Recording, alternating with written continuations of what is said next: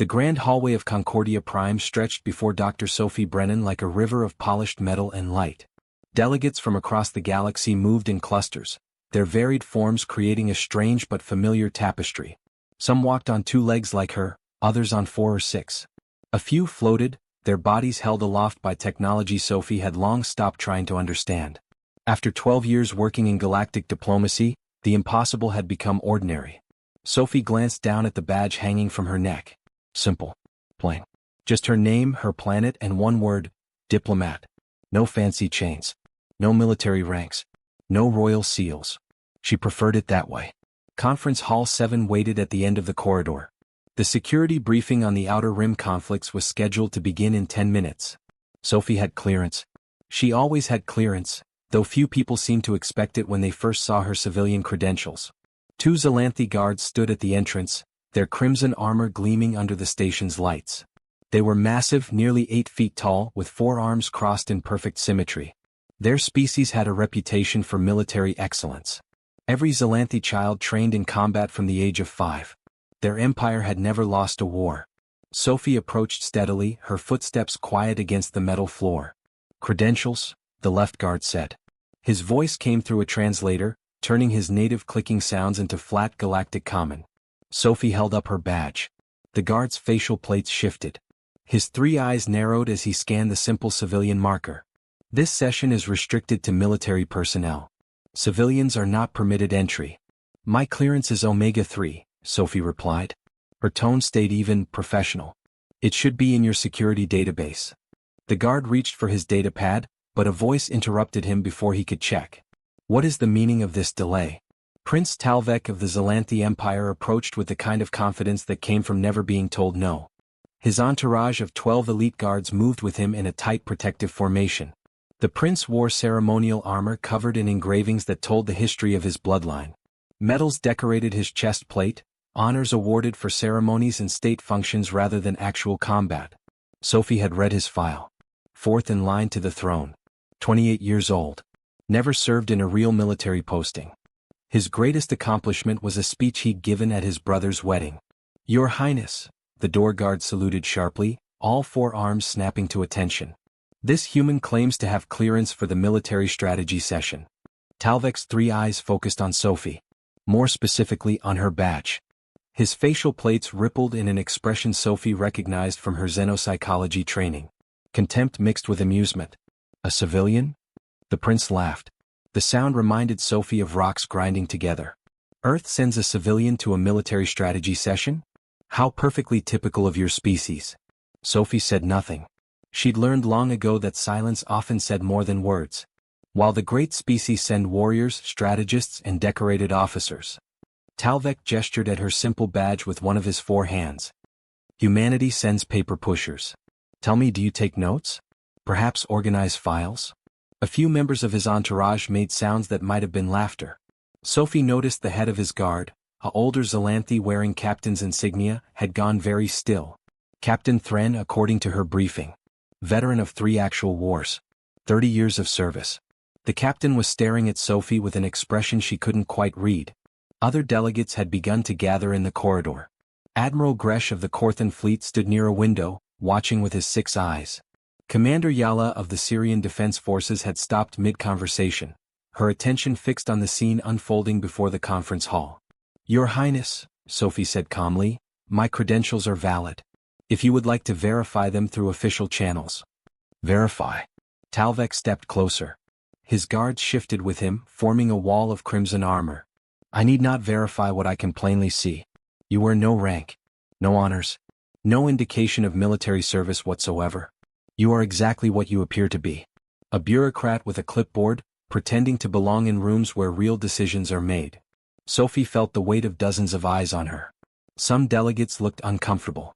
Others seemed curious about how she would respond. A few appeared to be enjoying the spectacle. She could defend herself.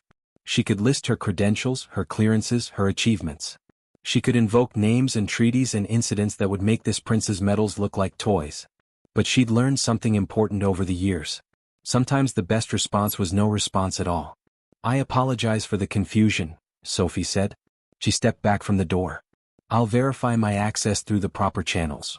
She turned and walked away. Her pace was unhurried. Her head stayed level. She didn't look back at the prince or his guards or the gathering crowd of onlookers. Behind her, she heard Tal'vek address his guards. Ensure the entry protocols are properly maintained. We cannot have random civilians wandering into classified sessions. Sophie continued down the corridor. She'd attended hundreds of these summits. She knew which battles to fight and which to walk away from. A prince's ego wasn't worth the energy. But as she turned a corner, she heard something interesting. Arrogant, hushed voice speaking rapid Xylanthi. The translator in her ears struggled to keep up with the speed, but she caught fragments. Your Highness, must speak with you, immediately, private matter? That was Captain Thren. The veteran. The one who'd gone pale. Sophie allowed herself the smallest smile as she headed toward the diplomatic offices. The captain had recognized her. She could tell by the way his entire posture had changed the moment he'd gotten a clear look at her face. In about 30 seconds, Prince Tal'vek was going to learn something important. Something his medals and his armor and his position couldn't protect him from.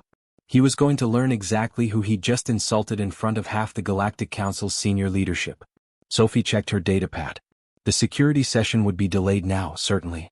Probably for at least 20 minutes while the prince dealt with whatever his captain was telling him. She had time to get coffee from the human delegation's hospitality suite. She wondered how long it would take the prince to come looking for her. In her experience, usually about an hour. Sometimes less if their advisors were particularly good at their jobs. Sophie Brennan, the ghost of Terminus Station, walked calmly through the halls of Concordia Prime, her simple civilian badge swaying gently with each step. Captain Thren watched the human woman disappear around the corner. His 3 hearts were beating faster than they had in years. During the border wars, he'd faced enemy fire without flinching. He'd led charges against impossible odds. But right now, standing in this peaceful corridor, he felt genuine fear. Your Highness, he said quietly, stepping closer to Prince Tal'vek. I must speak with you. Now. In private. The prince was still smiling, still basking in the reactions of the other delegates. Later, Captain. We have a session to attend. Now. Thren's voice carried a tone he rarely used with royalty. Please.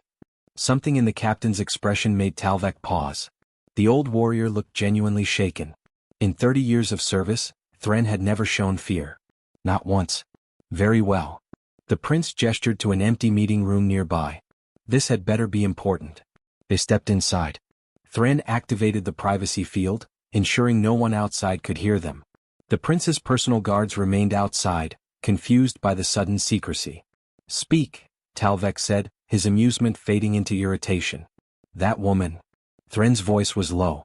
The human you just humiliated. Do you know who she is? A civilian diplomat. Obviously of no real importance, or she would wear proper credentials. Her name is Dr. Sophie Brennan. Thren paused. Some call her the ghost of Terminus Station. The name meant nothing to Tal'vek.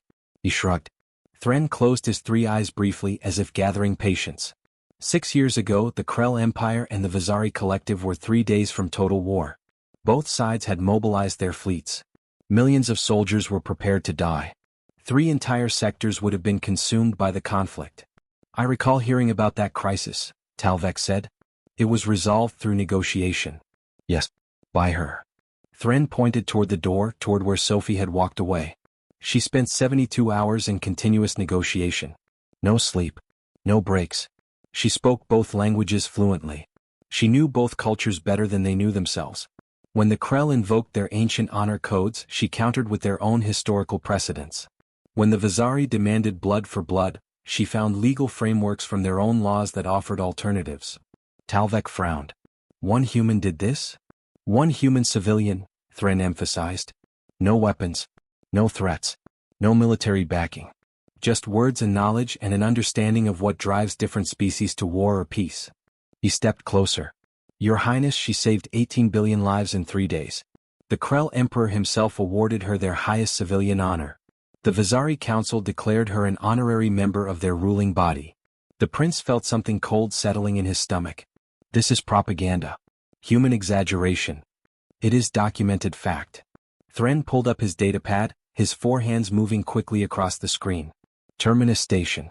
The Krell Vizari Accords. Every major news service covered it. Here. Look. Images appeared on the screen. Sophie Brennan, younger but unmistakably the same woman, standing between two massive alien leaders. Both were signing documents. Both looked at her with something close to reverence. Tal'vek stared at the images. This could be false. The Battle of Covenant Ridge, Thren continued, scrolling through files. A peacekeeping mission went wrong. Two Alliance species started firing on each other due to a misunderstanding. 40 soldiers died in the first minute. She walked into the crossfire. Unarmed. Shouting in both languages. She got them to stop shooting long enough to realize they'd both been set up by a third party trying to start a war. More images. Sophie in torn clothes, covered in dust, standing between armed soldiers. The meditation of the three sons, Thren went on. A religious conflict that had lasted for 2 generations. She studied their faith for 6 months, then showed both sides that their interpretations of their own sacred texts actually supported peace, not violence. Tal'vek's facial plates had gone rigid. Why does she wear only a civilian badge? If she has accomplished so much. Because she refuses military rank, Thren said. She has been offered commissions by 6 different species, including our own empire. She turns them down every time. She believes that carrying weapons undermines trust in negotiation. The prince looked toward the door. Down the corridor where Sophie had walked. How many conflicts has she resolved? 14 major incidents. 37 minor ones. She has prevented more deaths than most generals save in their entire careers. Thren's voice went quiet. Your Highness, in the military community, her name carries more weight than most admirals. When she enters a room, experienced officers stand. Not because she outranks them but because she has earned respect the hard way. Tal'vek felt his pride warring with dawning horror. The other delegates, the ones who were watching, did they recognize her? Admiral Gresh certainly did. I saw his expression. Commander Yala as well. Thren hesitated. Your Highness, you mocked the ghost of Terminus Station in front of half the senior military leadership of the Galactic Council. You suggested she was unimportant. A paper pusher. The cold feeling in Tal'vek's stomach became ice. This will reach my father. Within the hour, Thren confirmed. Probably sooner. As if summoned by those words, the prince's personal communicator chimed. The priority tone. The one reserved for the Imperial Palace. Tal'vek activated it with a trembling hand. His father's chief advisor appeared on the screen, all 3 of his eyes hard as stone. Prince Tal'vek. His Imperial Majesty has just received a disturbing report from Concordia Prime. Explain yourself. The prince opened his mouth but no words came. You publicly insulted Dr. Sophie Brennan? The advisor's voice could have frozen stars. The woman who personally mediated the trade dispute between our empire and the Corinthian League last year? The woman your own father calls a friend to our people? Tal'vek's world tilted. I did not know. You did not know because you did not bother to learn. The advisor's contempt was clear. You saw a human civilian and assumed weakness. You saw a simple badge and assumed insignificance. His Majesty is extremely displeased. The communication ended abruptly. Tal'vek stood in silence. His guards waited outside, unaware of the disaster unfolding. Captain Thren watched him with something like pity. I should apologize, the prince said quietly. Yes. Immediately. That would be wise. But Tal'vek didn't move. Part of him understood the necessity. Part of him knew this could become a diplomatic incident that damaged his family's reputation. But another part, the part raised in privilege and ceremony, recoiled at the idea of apologizing to a human, to a civilian, in front of witnesses. She walked away, he said. Perhaps she did not take offense. Thren's expression suggested exactly what he thought of that logic. Your Highness, she walked away because she has dealt with arrogant princes before. She walked away because fighting you would be beneath her. He paused. She walked away because she is better than you. The words stung precisely because they were true. Tal'vek straightened his armor, trying to reclaim some dignity. Find out where she is. I will consider how to proceed. The alarm started as a low pulse, then escalated into a full security alert. Sophie was halfway through her coffee when the emergency broadcast echoed through the diplomatic suite. All personnel, security incident in main assembly hall. Non-essential staff shelter in place. Sophie set down her cup and moved toward the door. Behind her, a junior attaché from the Earth delegation called out. Dr. Brennan, they said shelter in place. I heard what they said. Sophie was already in the corridor, moving toward the commotion. She could hear the shouting before she saw anything else. 2 different languages, both being screamed at maximum volume. The harsh barking of Draxian speech mixed with the high-pitched trills of Venetian dialect. Not good. Those two species had been at each other's throats for months over a disputed mining colony. Sophie rounded the corner into the main assembly hall and assessed the situation in seconds. 12 Draxian delegates had formed a defensive line on one side of the hall, their thick hides bristling with aggression. Their leader, Ambassador Krell, held a ceremonial blade. Ceremonial but still sharp enough to kill. On the opposite side, 15 Venetians had drawn shock weapons, their wings spread in a threat display that made them look twice their actual size. Their translator, a female named Sela, was screaming something about honor and lies. Between them, station security forces tried to maintain a barrier. 10 armed guards in full tactical gear, weapons drawn but not aimed. They looked terrified. One wrong move and this would turn into a bloodbath. Stand down. A security commander shouted. Both delegations stand down immediately. They have insulted our entire species. Krell roared back in Draxian. The translator converted his words, but couldn't capture the depth of rage in his voice. They broke the negotiation. Sela shrieked in Venetian. They are liars and thieves. The security forces looked helpless. They couldn't use force against diplomatic delegations without creating an interstellar incident. But without force they had no way to stop what was about to happen. Sophie saw Prince Tal'vek near the edge of the hall, surrounded by his guards. He watched the confrontation with wide eyes, clearly unprepared for real violence. This wasn't a ceremony. This wasn't a parade. This was the moment before people died. Admiral Gresh was shouting into a communicator, calling for reinforcements. Commander Yala had drawn her sidearm but held it pointed at the floor, clearly unsure what to do. Sophie walked forward. Dr. Brennan, no. The security commander spotted her. Get back. She ignored him and kept walking. Straight into the space between the two groups. Get out of there. Krell bellowed. This does not concern humans. Sophie stopped exactly in the center of the hall. She stood alone, unarmed, a small human woman in simple clothes with a civilian badge around her neck.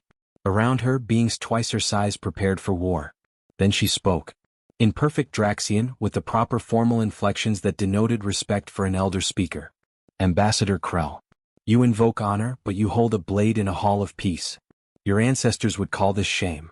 Krell froze. Sophie's Draxian wasn't just fluent.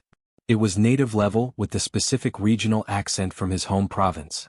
Impossible for an off-worlder to master. Before he could respond, Sophie turned to the Venetians. She spoke in their language now, using the high formal register reserved for legal proceedings. Translator Sela. You claim broken faith, yet you draw weapons in violation of the summit accords signed by your own Council of Wings. Section 12, Paragraph 7. Would you have your people known as oath breakers? Sela's wings lowered slightly. She blinked rapidly, a sign of confusion in her species. How do you know our legal codes? I know many things. Sophie's voice remained calm. She switched back to Draxian, addressing Krell again. The mining rights you dispute. Tell me truly, did the Venetians agree to the original survey boundaries? They did, but... And did you complete your survey within the agreed timeframe? Krell's massive jaw worked. There were delays. Equipment failures. So you exceeded the timeline specified in your agreement. Sophie turned to Sela. And you, when the Draxians requested an extension, did you grant it in writing? Sela's feathers ruffled. We agreed verbally. Our word should be sufficient. But not in writing. Sophie looked between both groups. Ambassador Krell, your people value written contracts above all else. It is literally in your constitution. Translator Sela, your people value verbal agreements as sacred bonds. This is taught to your children before they learn to fly. Both sides had gone quiet. Weapons remained drawn, but no one was shouting anymore. You are both right, Sophie continued. And you are both wrong. The Draxians exceeded their timeline, breaking the contract. The Venetians failed to document the extension, breaking the verbal trust. You have wounded each other equally. This changes nothing. Krell growled, but his blade had lowered slightly. It changes everything. Sophie pulled a data tablet from her pocket. I have here a copy of the Treaty of Shared Resources, signed by both your governments 40 years ago. Article 9 specifically addresses situations where both parties have legitimate grievances due to cultural miscommunication. She projected the document into the air between them. Both groups leaned forward to read. It provides for neutral arbitration and shared compensation during the resolution period. Neither side admits fault. Neither side loses honor. Both sides maintain their dignity while the facts are examined by impartial judges. Silence fell over the hall. The security forces watched in disbelief. This small human had walked into a violent confrontation and was defusing it with nothing but words and legal knowledge. Krell lowered his blade completely. I was not aware of this treaty provision. Nor was I, Sela admitted. Her shock weapon deactivated. Few remember it, Sophie said gently. It was signed before most of you were born. But it exists precisely for moments like this. Your ancestors, Draxian and Venetian both, anticipated that cultural differences might cause conflicts. They gave you tools to resolve them peacefully. Slowly the Draxians lowered their weapons. The Venetians folded their wings. The security forces looked at each other in amazement, then holstered their own guns. I will agree to arbitration, Krell said carefully. If the Venetians will as well. We will, Sela replied. Under the treaty terms. Then let me help you file the proper documentation, Sophie said. It will take perhaps an hour to complete the forms. We can use conference room 3. It's quiet there. Both delegations nodded. Just like that, the crisis was over. No blood spilled. No war started. Just an hour of paperwork ahead. As the groups began to file out peacefully, Sophie caught sight of Prince Tal'vek. He stood frozen, his 3 eyes fixed on her with an expression she'd seen before on the faces of young officers after their first real combat. The sudden understanding that everything they thought they knew was wrong. Admiral Gresh approached her as the hall cleared. Dr. Brennan. That was extraordinary. That was Tuesday, Sophie replied quietly. Excuse me, Admiral. I have forms to file. She walked away, her simple civilian badge swaying with each step. Behind her, she heard the whispers starting. The ghost of Terminus Station. The legend was real. She'd done it again. Prince Tal'vek watched her go, his pride crumbling into dust. 3 hours after the incident in the main assembly hall, Prince Tal'vek found himself standing outside conference room 3. His pride had fought this moment every step of the way. His advisors had won. The final blow had come from his father directly. The Emperor's message had been brief and devastating: fix this or return home in disgrace. Captain Thren stood beside him along with 2 royal guards. Through the partially open door, Tal'vek could see Sophie Brennan sitting at a table with 6 young diplomats from various species. She was teaching them something, her hands moving as she spoke. The young diplomats listened with complete attention. Your Highness, Thren said quietly. It's time. Tal'vek straightened his armor and walked through the door. The conversation inside stopped immediately. The young diplomats recognized him and began to stand, but Sophie gestured for them to remain seated. Prince Tal'vek. Her voice was neutral, professional. How can I help you? The young diplomats watched with curious eyes. Tal'vek had hoped to speak with her privately, but clearly that wasn't going to happen easily. Dr. Brennan. I wonder if I might speak with you. Alone. Sophie looked at her students. We're in the middle of a lesson on cultural conflict resolution. Can this wait? It was a gentle rebuke and Tal'vek felt it land. She wasn't going to make this easy for him. Why should she? It concerns a matter of some urgency, he said carefully. Sophie studied him for a long moment, then nodded. Class, please review the materials on diplomatic language markers. We'll continue in 20 minutes. She stood and gestured to a smaller side room. We can talk in there. They moved into the private space. Captain Thren started to follow, but Tal'vek waved him back. This humiliation at least he would face alone. Sophie closed the door and waited. She didn't sit. Didn't offer him a seat. Just stood there with that same calm expression she'd worn when he insulted her hours ago. Tal'vek had rehearsed this moment in his head. He'd prepared formal words, proper diplomatic language. But standing in front of her now, those prepared speeches seemed hollow. I owe you an apology, he said simply. Yes, Sophie agreed. You do. I insulted you. I dismissed your credentials and your authority. I suggested you were unimportant. The words came harder than he'd expected. I was wrong. You were. Sophie's expression didn't change. You judged me based on what I was wearing rather than who I am or what I've accomplished. I have been informed of your achievements. Tal'vek felt his facial plates shifting with embarrassment. The Krelvazaria courts. The Battle of Covenant Ridge. The meditation of the 3 suns. I did not know. You didn't ask. Sophie moved to the window, looking out at the stars beyond the station. You saw a civilian badge and assumed weakness. You saw a human and assumed incompetence. My species values military strength above all else, Tal'vek said. We believe power comes from discipline, training, and the ability to project force. And that belief has served the Xylanthi Empire well, Sophie acknowledged. Your people have won many wars. But winning wars and preventing them are very different skills. She turned back to face him. Your Highness, why do you think I wear a civilian badge? Tal'vek hesitated. Captain Thren told me you've been offered military commissions. That you refuse them. I do. Every time. Sophie touched the simple badge hanging from her neck. Because the moment I put on a uniform, I become part of a command structure. I represent military authority. And when I walk into a room where people are about to kill each other, I need them to see someone who isn't part of anyone's army. I don't understand. When you wear armor and carry weapons, people respond to the threat of force. They cooperate because they fear what you might do. Sophie's voice was patient, like she was explaining something to her students. When I wear this simple badge, people respond to ideas, to logic, to their own better nature. They cooperate because they want to, not because they have to. Tal'vek thought about what he'd witnessed in the main assembly hall. The Draxians and Venetians, moments from violence. Sophie had carried no weapon. She'd threatened no one. Yet both sides had listened. You spoke their languages, he said.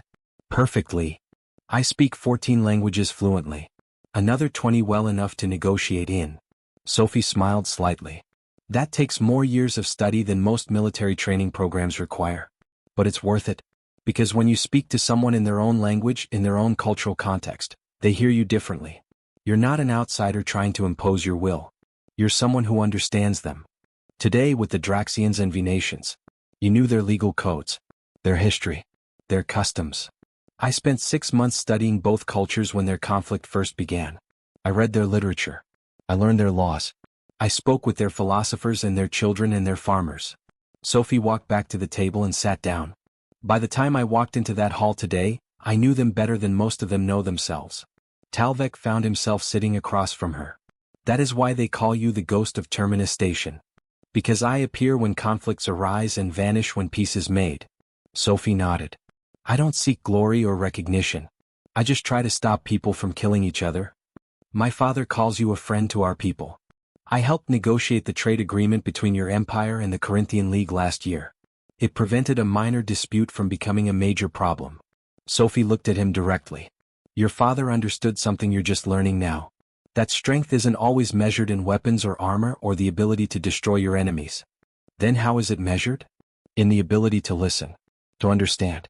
To find common ground where others see only differences. Sophie's voice grew quieter.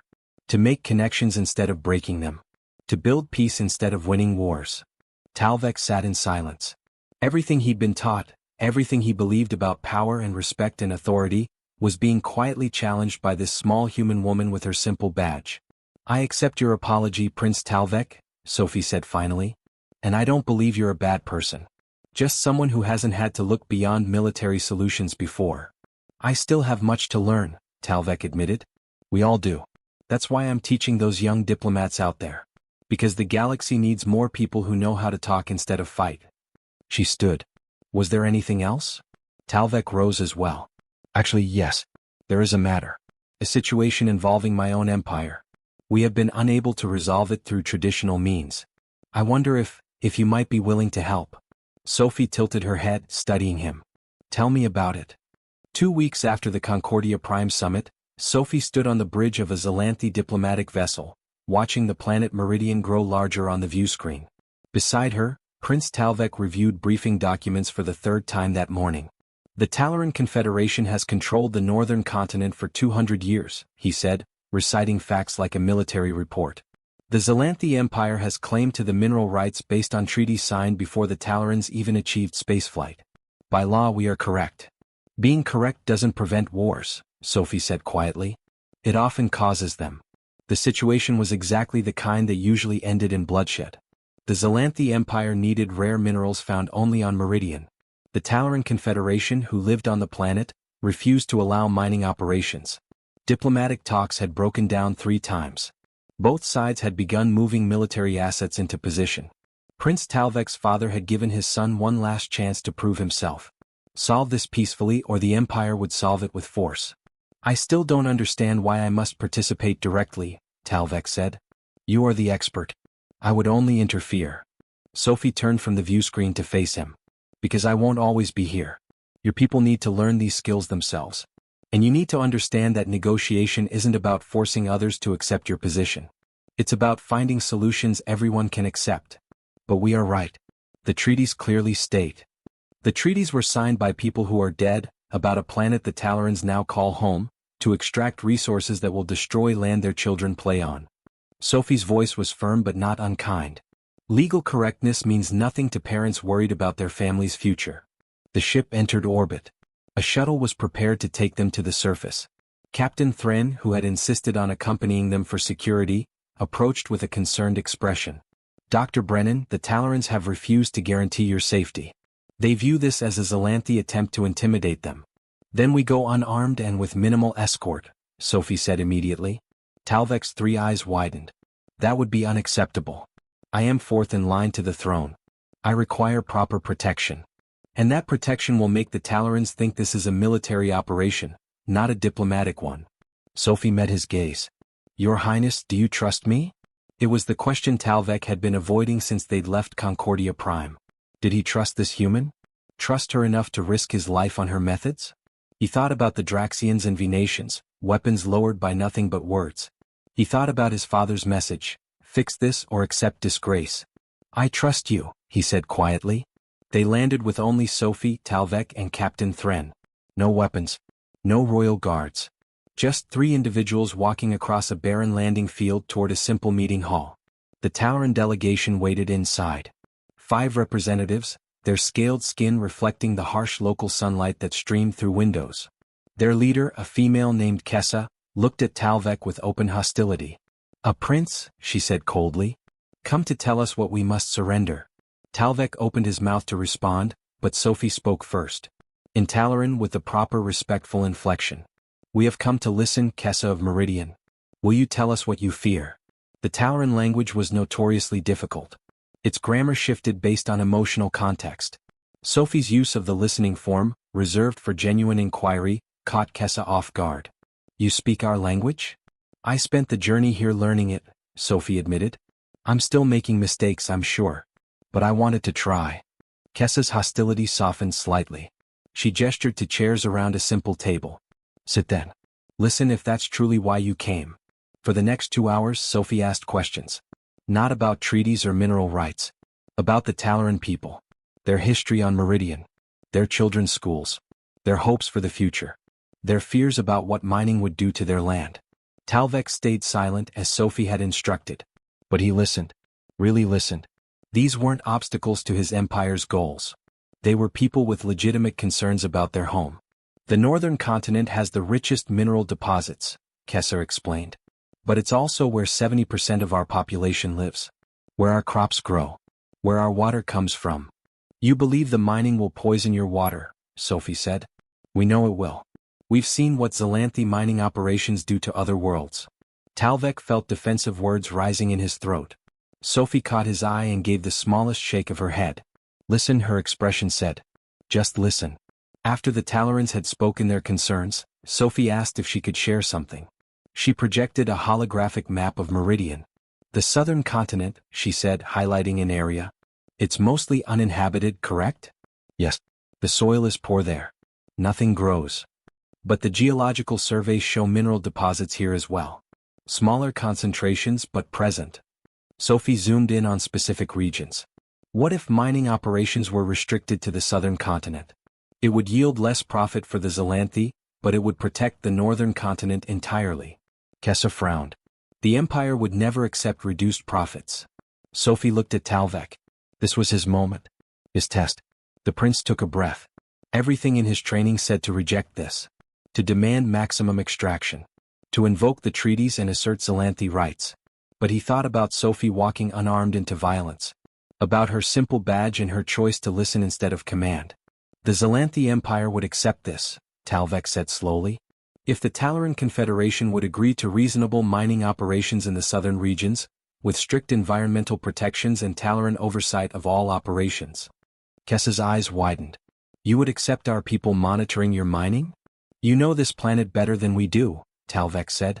Your expertise would ensure we don't damage it. And he paused, the words difficult but necessary. It would protect both our interests. You get to safeguard your home. We get access to resources we need. Neither side wins everything. But neither side loses everything either.